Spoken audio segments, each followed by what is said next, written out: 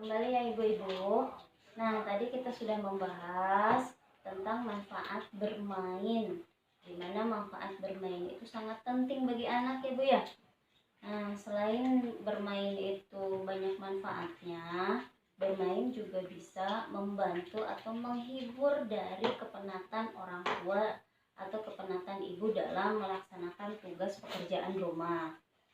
Nah, sekarang kita lanjut ke langkah selanjutnya Bu ya. Kita langsung lanjut. Kita ke langkah 5 tentang meningkatkan kemampuan bahasa anak. Apa sih bahasa itu Bu? Nah, bahasa itu adalah cara bagaimana kita berkomunikasi yang sering digunakan dalam kegiatan sehari-hari atau yang sering digunakan dalam kehidupan sehari-hari. Nah, bahasa ini biasanya setiap orang suka melakukan bahasanya, baik itu melalui bahasa verbal maupun melalui bahasa nonverbal, artinya bahasa gerakan tubuh. Nah, kenapa sih kita harus penting untuk bisa berbahasa? Karena salah satu cara kita dapat terhubung dan salah satu cara kita akan saling memahami apa yang dilakukan apa yang diutarakan oleh lawan bicara itu adalah melalui dengan komunikasi itu sendiri ya Bu ya, dengan bahasa itu sendiri. Nah, kita sekarang akan membahas tentang pentingnya kemampuan berbahasa. Nah, Ibu, salah satu kemampuan dasar yang harus dimiliki anak untuk agar sukses bersekolah ataupun untuk sukses dalam kehidupan lainnya itu adalah dengan cara kemampuan berbahasa. Nah, kemampuan berbahasa ini adalah kemampuan berbicara dan memahami apa yang disampaikan lawan bicara kita, baik itu mencakup simbol, baik itu mencakup gambar, baik itu mencakup ekspresi juga ataupun sebagainya. Nah, melalui bahasa ini anak dapat menyampaikan pendapat Bu. Anak dapat menyampaikan pendapat kepada orang dan lingkungan sekitarnya, dan juga dapat menerima pelajaran dengan baik. Nah, itu Ibu. Saking pentingnya kemampuan berbahasa, karena pada dasarnya bahasa itu adalah kemampuan berbahasa itu adalah kemampuan yang harus dimiliki anak agar anak itu sukses dalam kehidupannya kelak, dalam kehidupan kegiatan di sekolahnya juga, kegiatan bermainnya juga ya Bu ya. Nah, itu kadangkala orang tua ini kadangkala orang tua ini tidak sadar Bu bahwa kemampuan berbicara anak itu atau kemampuan berbahasa anak itu sudah ada sejak bayi itu di dalam kandungan. Kenapa? Karena biasanya seorang ibu yang hamil itu suka mengajak bayi yang ada di dalam kandungannya itu untuk berkomunikasi, diajak berbicara Bu. Meskipun si bayinya itu belum bisa berbicara. Nah, ibu-ibu suka nggak seperti itu? Nah, coba angkat tangan.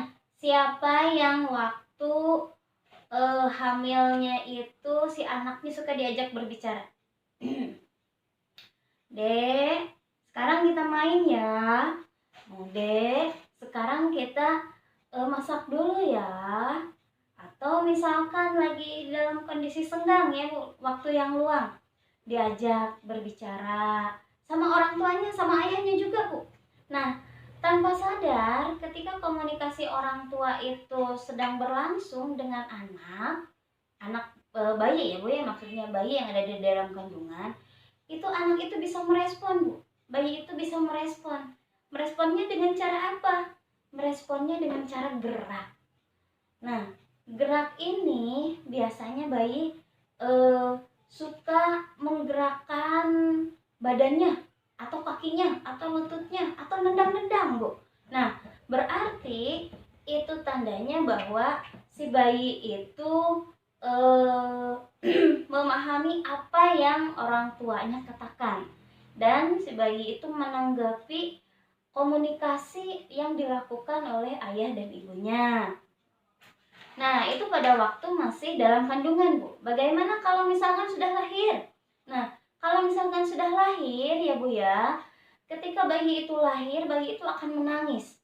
Nah, menangis ini merupakan suatu proses cara menyampaikan bahasa anak itu sendiri.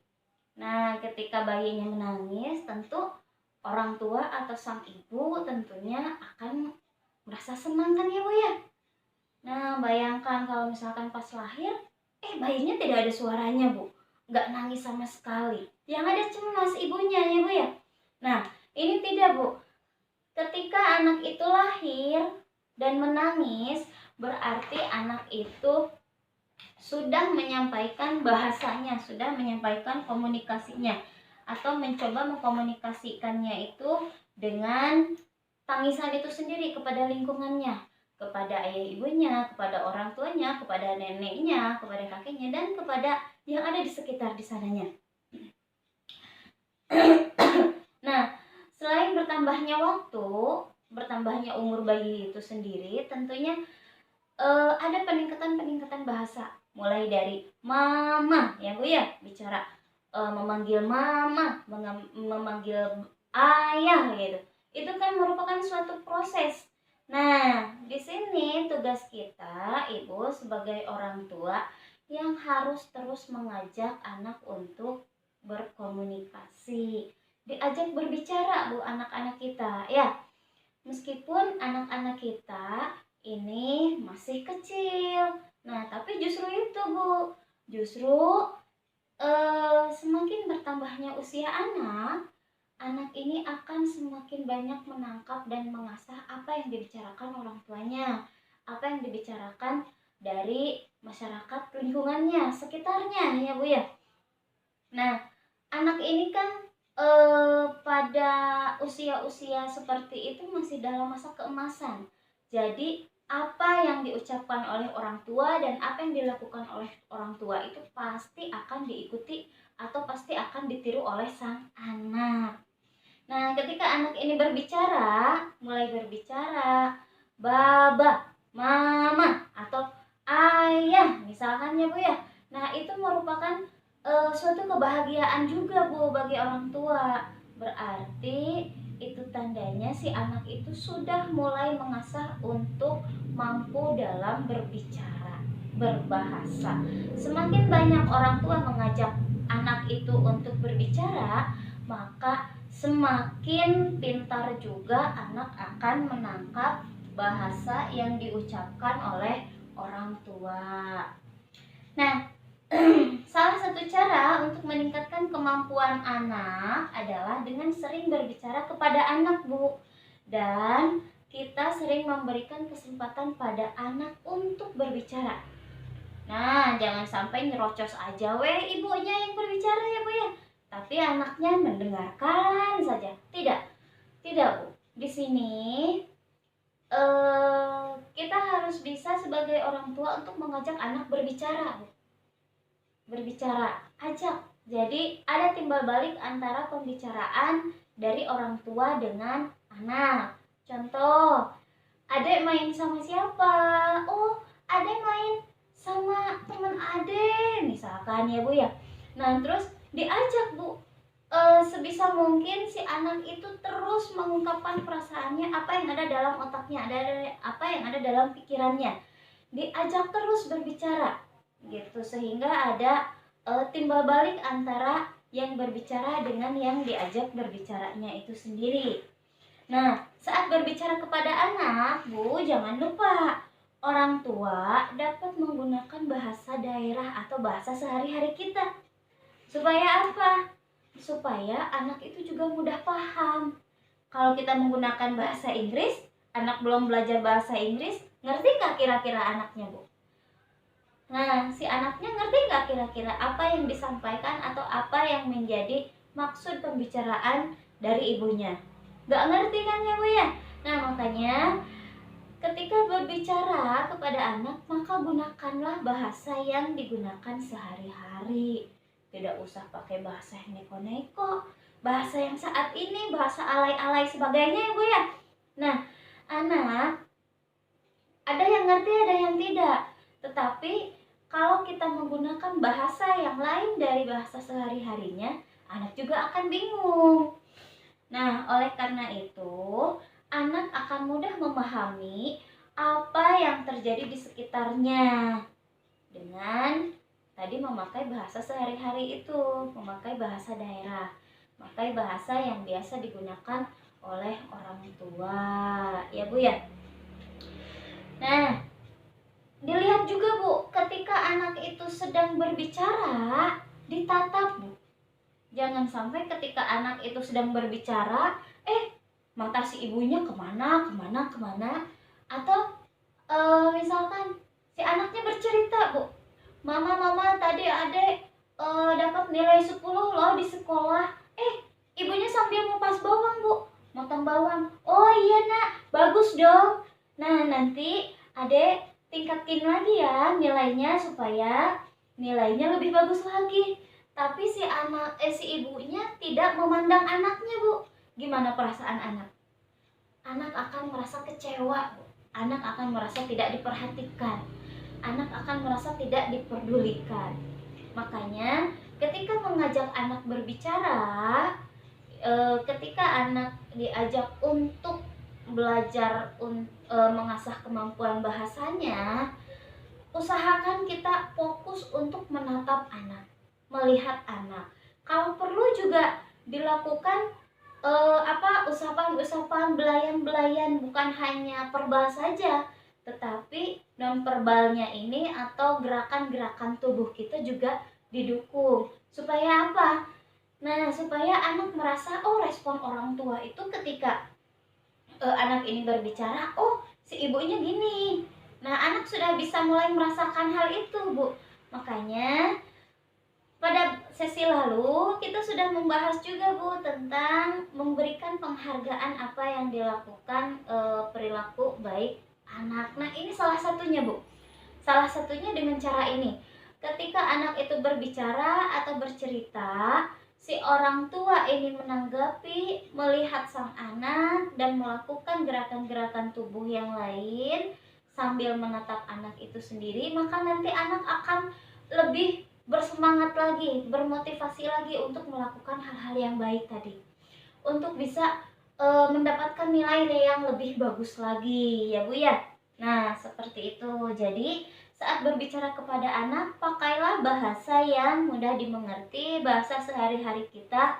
Juga kalau bisa dan harus bisa, ini ketika anak berbicara, tatap anak kita. Jangan sampai anak berbicara, mata kita melawang kemana saja, ya Bu ya. Sambil ngupas bawang, sambil ngepel, sambil masak, sambil segala macamnya. Nah, dengan cara itu anak akan merasa dihargai, Bu. Akan merasa diperhatikan. Nah, selain itu, Ibu, anak juga dapat melihat dan menghubungkan bunyi-bunyi huruf. Nah, ini salah satunya, Bu. Bunyi-bunyi huruf, hal yang dapat dilakukan orang tua untuk meningkatkan kemampuan bahasa anak itu adalah menampilkan atau menunjukkan dan menyebutkan nama benda-benda, Bu. Menunjukkan huruf-huruf. Tadi diajak bercerita, kita sudah diajak untuk berdongeng juga, Bu. Nah, ini penting untuk mengasah kemampuan anak berbahasa. Ajak anak itu untuk berdongeng. Nah, dongengnya apa saja? Dongengnya kita berikan terlebih dahulu, Bu. Dongengnya, misalkan dongeng kura-kura, misalkan dongeng si kancil. Nah, itu anak menyerap secara tidak langsung, Bu. Dan anak itu nanti akan bertanya, wah, Mama, kenapa si kancil ini pintar ya? Nah, Mama, kenapa ini dan bla bla bla bla bla bla, ya Bu ya. Nah, berbicara, bercerita, diajak bercerita, anak juga harus diajak bernyanyi, Bu, dan berpantun. Nah, ibunya bernyanyi nih sambil berpantun, anaknya diajak, Bu. Nanti anaknya akan menyuruh mengulang. Bu, apa coba balikan lagi, Bu, balikan lagi. Ma, coba balikan lagi, tadi nyanyinya nyanyi apa? Nyanyinya misalkan, topi saya bundar. Nanti anak itu akan mengikuti, Bu. Nah, Selain itu juga bisa dilakukan dengan melihat atau menghubungkan bunyi-bunyi huruf atau menunjukkan benda-benda, ya Bu ya. Nah, ini bisa dipahami ya Bu ya. Bisa dipahami tentang pentingnya kemampuan berbahasa. Jadi, kemampuan berbahasa ini sangat penting untuk mendorong atau mensukseskan anak pada kehidupan yang akan datang, pada saat dia di sekolah ataupun pada saat dia sudah beranjak ke luar, ya Bu ya, ke dunia luar. Nah, bisa dipahami ya Bu ya. Nah, seperti itu. Kalau bisa dipahami, kita lanjut ke yang selanjutnya ya Bu ya, langkah selanjutnya, di mana langkah selanjutnya ini berbagai aktivitas untuk meningkatkan kemampuan bahasa anak. Nah Ibu, kita akan belajar berbagai cara untuk meningkatkan kemampuan bahasa anak, termasuk cara untuk membangun komunikasi yang efektif atau baik dengan anak. Nah, kita bagi kelompok ya Bu ya. Kita bagi kelompok. Di sini ada 20 orang, kita bagi kelompok jadi 5 kelompok aja ya Bu. Jadi satu kelompok 4 orang. Kelompok A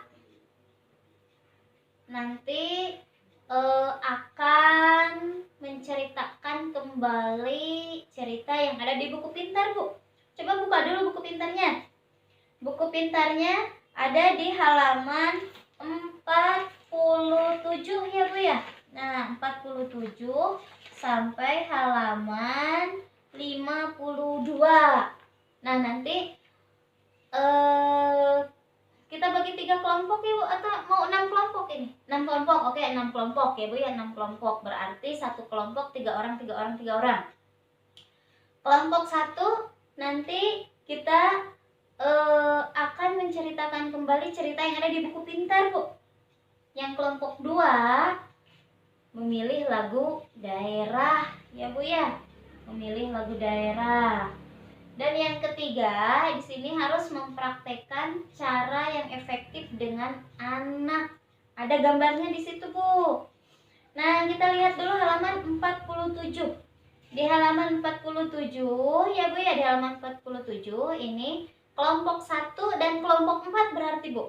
Kelompok 1 dan kelompok 4 kita akan praktek tentang bercerita dan berdongeng tentang seekor buaya yang sombong dan tikus.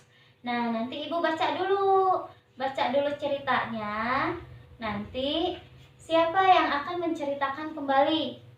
Nah, yang akan menceritakan kembali. Kelompok yang lain ini diharapkan untuk tenang ketika kelompok yang sedang maju ke depan itu bercerita ya Bu ya.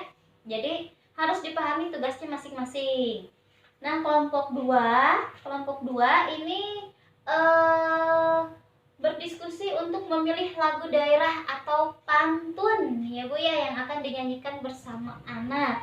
Nah, nanti yang kelompok 2 Ibu diskusikan kira-kira lagu apa nih nanti yang akan didiskusikan, yang akan dinyanyikan dengan anak. Lagunya lagu apa? Dena Bobok kah? Atau Topi Saya Bundar kah? Atau Cincang Keling kah? Boleh Bu, mana saja. Silakan disepakati bersama ibu-ibu yang lain, bersama teman kelompoknya.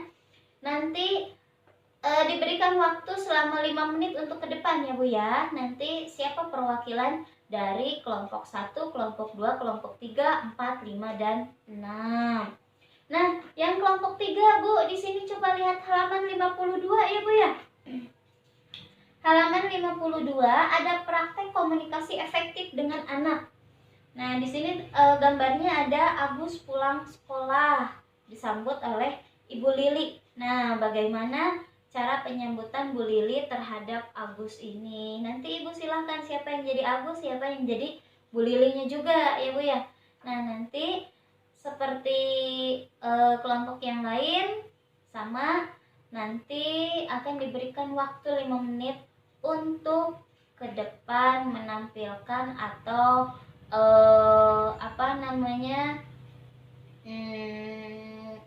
menampilkan yang sudah menjadi tugasnya ya Bu ya. Nah, seperti itu bisa dimengerti ya Bu ya. Boleh silahkan dimulai untuk berdiskusi bersama kelompoknya, siapa yang akan menjadi Ita atau menjadi aku, siapa yang akan menjadi Bu Lili, nanti siapa yang akan bercerita ke depan mewakili, dan siapa yang dan lagu apa yang akan menjadi lagu yang akan dinyanyikan oleh anak ya Bu ya. Seperti itu. Boleh silahkan waktunya, jangan lama-lama ya Bu ya, waktunya 5 menit aja ya Bu.